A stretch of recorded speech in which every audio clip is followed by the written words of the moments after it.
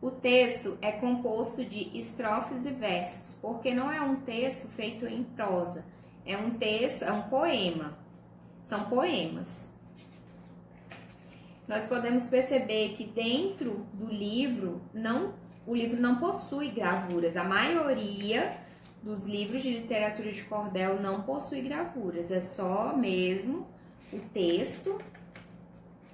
E em relação à gravura, geralmente a gravura se encontra apenas na capa do livro. Essa gravura aqui, do livrinho O Cachorro dos Mortos, essa daqui é o que eu falei, mais cedo, que se chama xilogravura. Antigamente, as xilogravuras, elas eram feitas na madeira, né, quando não havia a tecnologia que nós temos hoje, de computador, de impressoras, né? Então, os artistas daquela época desenhavam na madeira, passava a tinta lá na madeira e colocava o papel em cima e saía a impressão. Aí eles costuravam o livro de cordel, colocava pendurado as várias histórias, né, os vários livrinhos pendurados lá, aqueles cordões, e vendia nas bancas, nas praças, e fazia maior sucesso, até porque naquela época as pessoas não tinham os recursos tecnológicos para entretenimento que nós temos hoje, como por exemplo televisão, computador com internet, celulares. Então o divertimento que as pessoas tinham à noite, principalmente, era ler essas histórias principalmente no Nordeste, né, que é a região onde essas histórias mais fizeram sucesso, era ler essas histórias de cordel. Em relação aqui ao Cachorro dos Mortos, eu vou ler o primeiro capítulo dele, primeira parte da história. O Cachorro dos Mortos é de autoria de Leandro Gomes de Barros. É uma história antiga que se passa no século XIX. É um dos clássicos do cordel, é uma história bastante antiga. Os nossos antepassados eram muito prevenidos. Diziam: mato tem olhos e paredes têm ouvidos. Os crimes são descobertos, por mais que sejam escondidos. Em 806, abre aspas, 1806, parêntese, melhor dizendo, abre parêntese, perdão, 1806, na província da Bahia, distante da capital, 3 léguas ou menos seria, Sebastião de Oliveira ali num canto vivia. Ele, a mulher, 2 filhas e um rapaz, e um filho homem já feito. O rapaz era empregado, também estudava direito. O velho não era rico, mas já vivia satisfeito. As filhas já eram moças, honestas, trabalhadoras, logravam na capital o nome de encantadoras. Chamavam a atenção de todos as grandes tranças tão loiras. Então, o que nós podemos perceber? Logo na primeira parte do livro, nós podemos perceber que aqui ele vai contar uma história de uma família, né? De um pai, uma mãe, tem 3 filhos, 2 moças muito bonitas e um rapaz. Mas na frente da história, eu não vou ficar contando a história para atiçar a curiosidade de vocês. Se vocês quiserem saber, vocês vão ter que ler a história. Mas eu adianto que vai acontecer um crime aqui e o cachorro será a única testemunha desse crime. E assim, essa história é interessante que, por ser literatura de cordel, ela é do início ao fim rimada. Daria até mesmo para ser cantarolada, fazer uma canção baseada na letra, no texto dessa história. Entendeu? Apesar de que ela é uma narrativa, era para ser a narrativa de um crime que aconteceu, melhor dizendo, é a narrativa de um crime que aconteceu, mas a pessoa foi tão criativa que conseguiu fazer um poema imenso denunciando aquele crime que aconteceu no início do século XIX. Eu trouxe outro livrinho também, de uma história clássica da literatura de cordel, uma história bastante antiga, chamada A Princesa da Pedra Fina. Da mesma forma que o outro livro que eu apresentei para vocês, aqui nós podemos perceber que de cara já tem uma xilogravura, né? E o texto é da mesma forma. Todos eles são poemas escritos em, obviamente, estrofes e versos, divididos em estrofes e versos. Não tem gravuras, não possuem gravuras no interior do livro. E nós também podemos perceber que a história também é curtinha. Só tem 32 páginas a história. E a Princesa da Pedra Fina conta uma lenda de uma princesa que ela vivia próxima a uma pedra e que, enfim, se vocês se interessarem em saber, também não vou ficar dando detalhes da história, né? Mas se vocês se interessarem em conhecer essas histórias, vocês podem procurar na internet, é muito fácil encontrar esses livros de literatura de cordel na internet, principalmente as histórias clássicas. O que eu gostaria de falar para vocês é o seguinte: a literatura de cordel, ela pode também ser uma ótima opção para as crianças.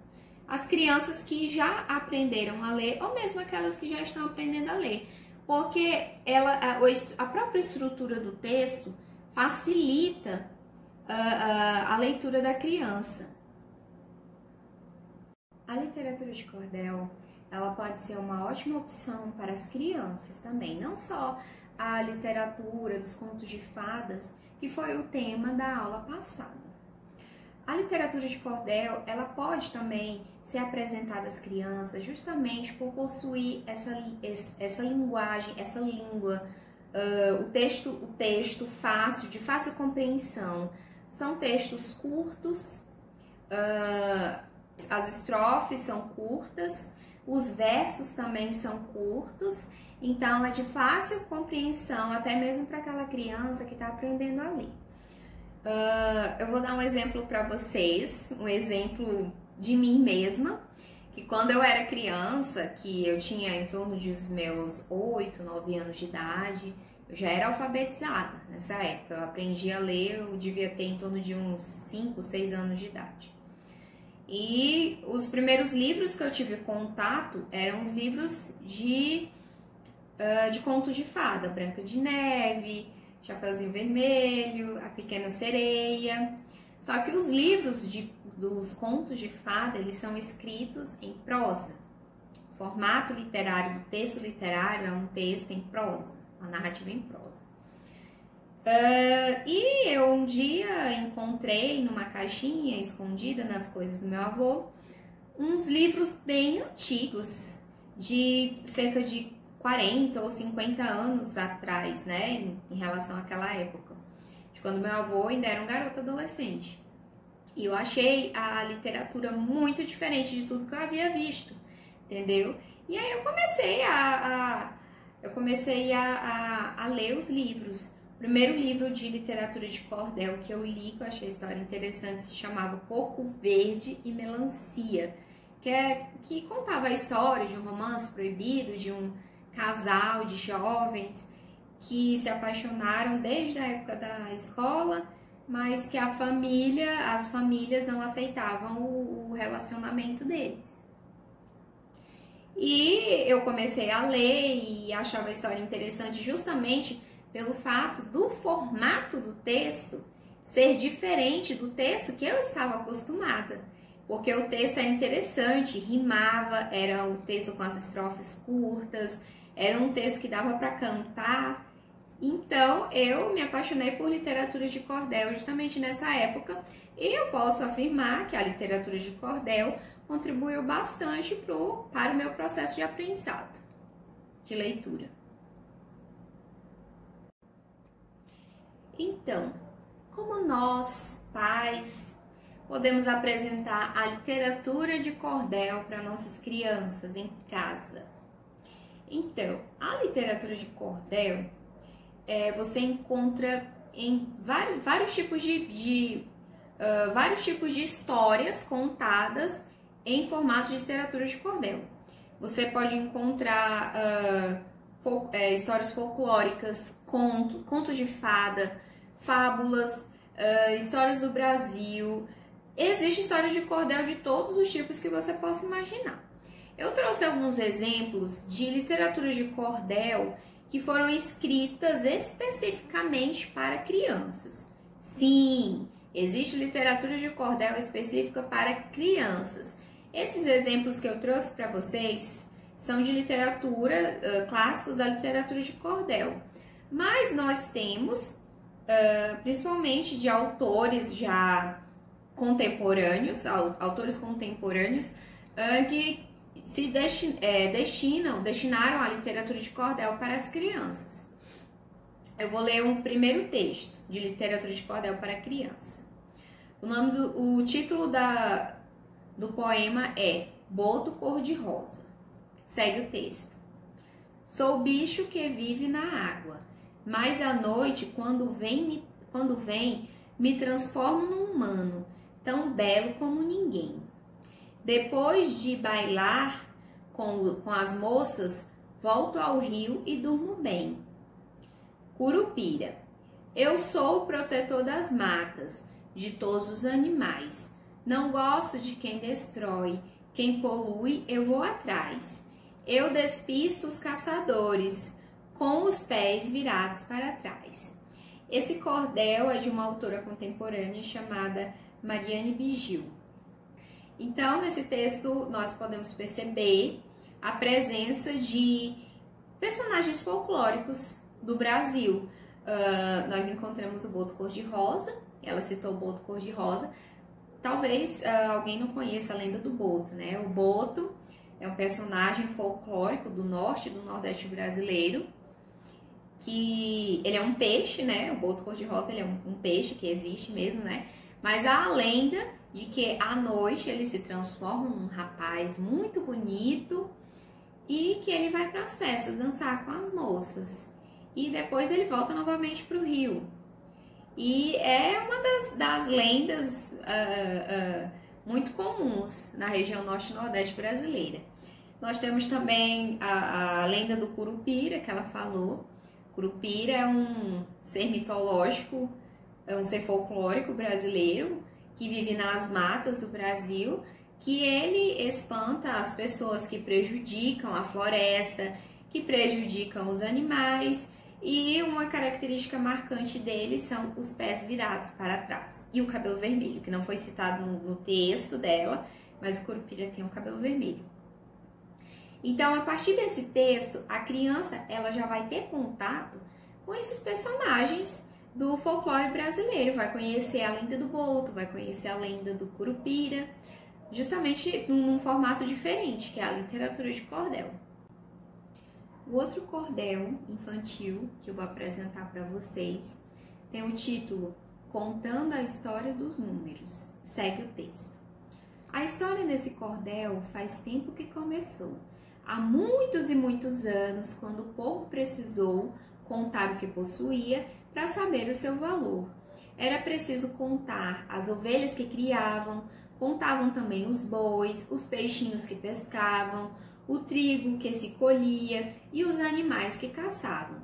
Eles contavam também o tanto de noite e dia para poder controlar a plantação que nascia, o dia que se plantava e o dia que se colhia.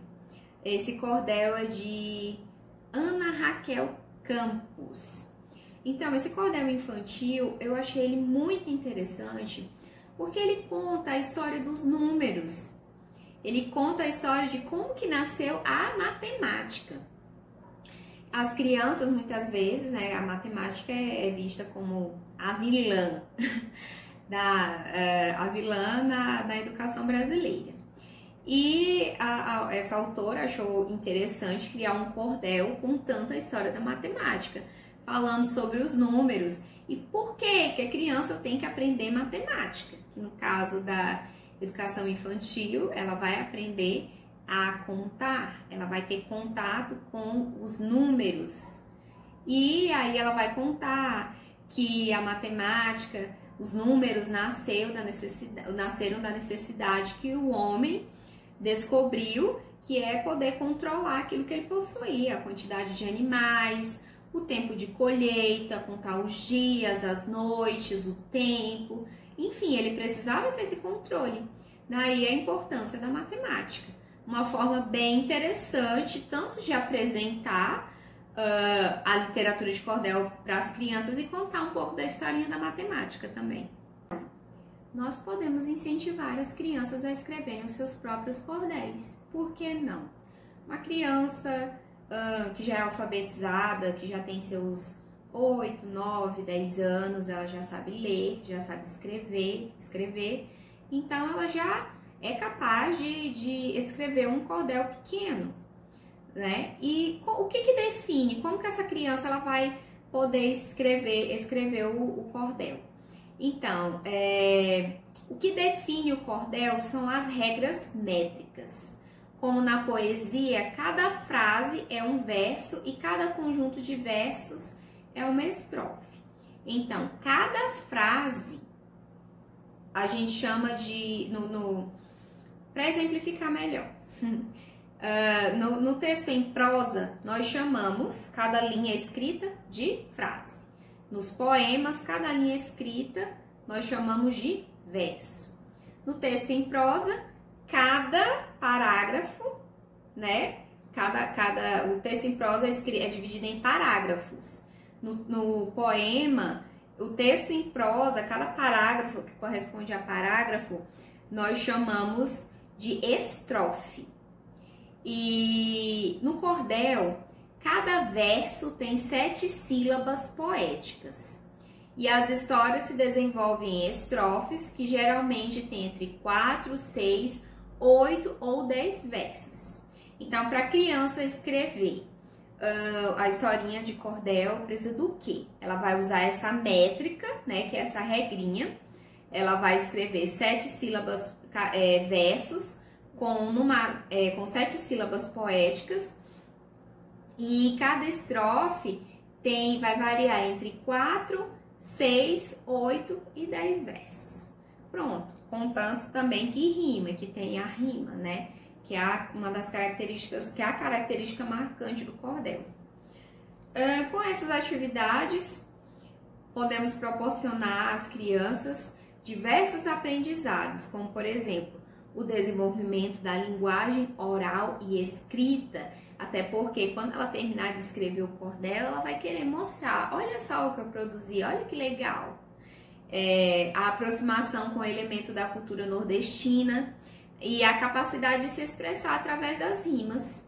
E aí, o que você acha? Que tal incentivar o seu filho a escrever um cordel? Então, as crianças, elas podem também brincar de teatro com essas historinhas de cordel.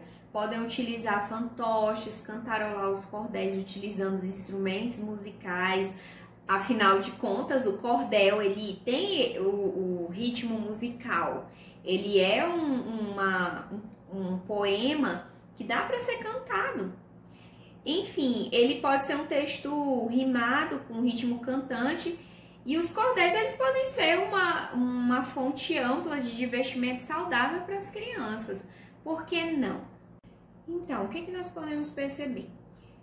O que nós podemos perceber é que a leitura, não só de cordel, mas todos os outros gêneros literários, eles podem sim ser apresentados às crianças de uma forma bem lúdica, de forma que estimule a fantasia, a imaginação, de uma maneira prazerosa, que possa virar um jogo, uma brincadeira, uma forma sadia de diversão e aprendizado.